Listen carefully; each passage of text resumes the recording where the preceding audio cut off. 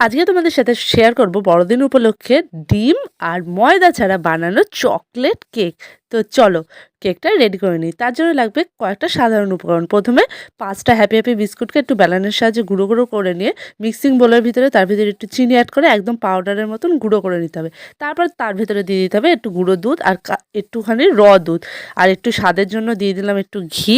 একটু ভালো করে মিক্স করে দিয়ে দিলাম 1 প্যাকেট ইনোটা দিয়ে ভালো করে মিশিয়ে নিতে হবে। ঘনত্বটা যাতে বেশি পাতলাও না হয়, বেশি ঘনও না হয়। তারপর একটা সিলভারের বাটিতে তেল মাখিয়ে একটা কাগজ দিয়ে তার ভেতরে একটু তেল মাখিয়ে পুরো ব্যাটারটা ঢেলে দিতে হবে। দিয়ে ওপরে জেমসগুলো এখন না দেওয়াই ভালো, কারণ গলে যাবে। আর প্রেশারের ভিতরে দিয়ে বাটিটা বসিয়ে 25 মিনিট মতো হতে দিতে হবে। একটা চাকু ঢুকিয়ে টেস্ট করে দিতে হবে হয়েছে কিনা। দেখো কি সুন্দর তুলতুলে স্পঞ্জের মতন চকলেট কেক রেডি হয়ে গেছে।